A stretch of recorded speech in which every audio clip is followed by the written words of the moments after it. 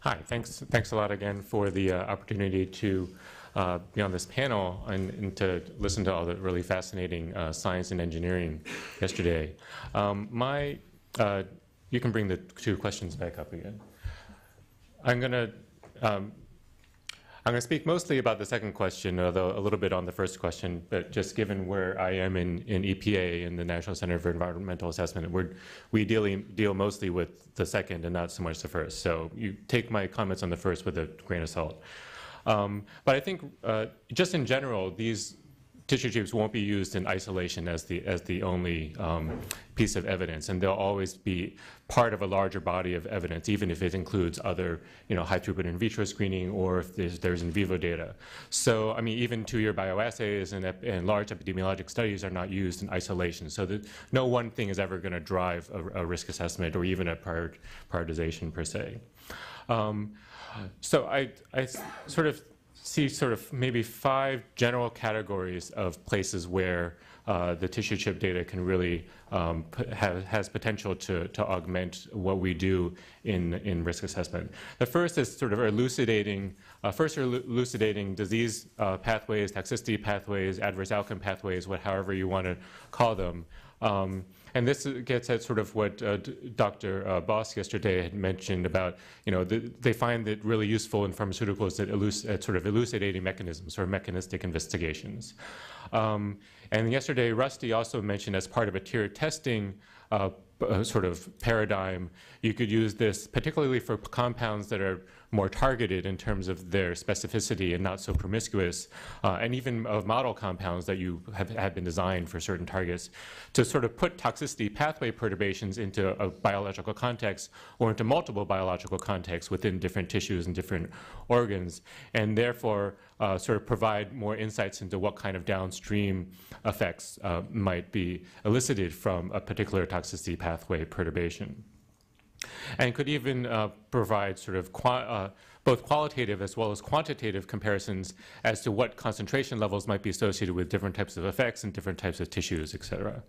And even if we're not going all the way to an apical endpoint that might be able to be monetized for economic benefits analysis, you could go further downstream with the tissue chips to maybe something that's unequivocally adverse, because there, for pathway perturbations, there's a lot of debate about what's adverse and how much of a perturbation might be adverse, or to changes in some biomarker, like we heard about, KIM1 biomarkers in the kidney or other types of sort of tissue injury biomarkers that could be put into, maybe a risk model that is predictive of some sort of downstream adverse event.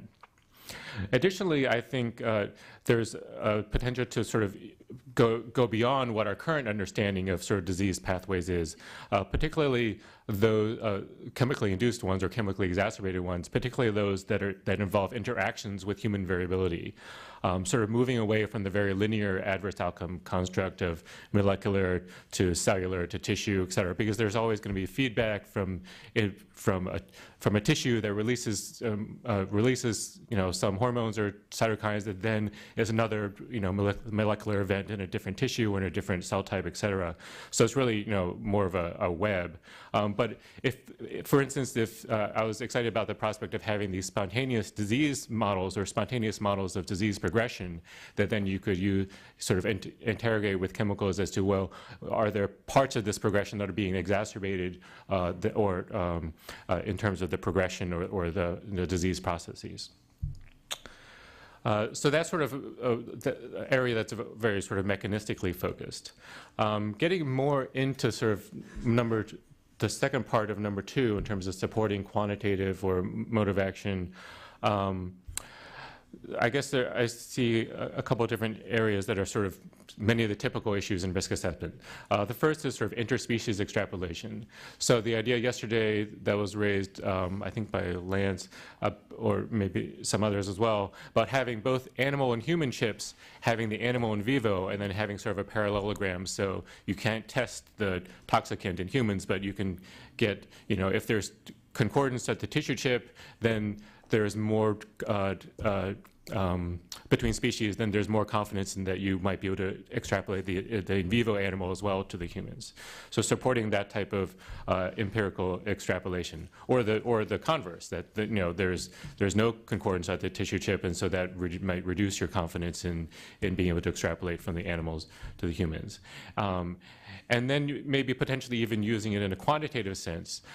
You know, in the earlier days of PBK modeling, they sort of took in vitro metabolism from animals and humans, and then looked at in vivo toxicokinetics in the animals, and then did kind of an adjustment factor that you assume that the adjustment factor from in vitro to in vivo is the same between animals and humans, and you have 3 parts of the parallelogram, and you're trying to predict the forest. So this is sort of kind of a quasi-empirical basis for extrapolation. The next is it's sort of more empirical direct-to-human extrapolation, in which if you have model compounds in which you already have the human toxicity data, and this was also discussed yesterday, we already have human toxicity data, you have the tissue chip data, and then if there's other compounds that are qualitatively similar in terms of their tissue chip responses, then maybe you could sort of estimate some kind of relative potency between your model compound and your new compound, which has a similar signature. And then, as well as on sort of an empirical level, looking at empirical sort of human variability estimation, if you have a population of tissue chips and you have, and just like the I showed in my presentation yesterday in terms of cytotoxicity across 1,000 genomes, what's the range of cytotoxicity, and looking at different chemicals with different amounts of variability. Maybe this is a sort of a little more downstream in terms of closer to an effect that you might actually expect an adverse effect in humans, so thereby sort of building sort of an empirical database of human variability across compounds, across tissues. And then finally, I think moving away from, the empirical approaches are very useful, and they provide something that you can you can characterize the variability, the uncertainty in them, if you have enough compounds, enough data points. But I think further down the road, really integrating the chip data with computational models has a lot of potential and a lot of advantages. You could use the tissue chips not to try to fully capture a human, but maybe to estimate some critical parameters that then you would have a computational model of the human toxodynamics or toxicokinetics that you would just use. You're just using the chip to estimate parameters as another experimental tool, and then just plug those parameters into your model. That could be in the context of sort of a chip-to-human extrapolation, where you have a computational model for the chip and a computational model for the whole organism, or interspecies, in terms of you have models in both animals and humans, and then you have the sort of the chip data to estimate parameters in both, and thereby maybe be able to calibrate, the extrapolation, as well as for human variability. So really integrating. So I think further down the road, there's great potential in using this as sort of one of a number of mechanisms to estimate parameters in this sort of a larger systems biology or disease model context to predict clinical endpoints. Thank you very much. Any questions? Quick questions following that?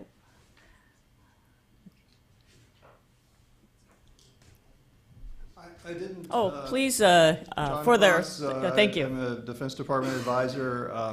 I didn't hear any discussion of an analogous case where you have, what the human response is, and you don't have a good animal model. Very often we have to deal with a situation with the animal rule where, in fact, we know what the human response is historically or whatever, and we simply cannot find an animal model, or it's only you can only use non-human primates. They're very expensive.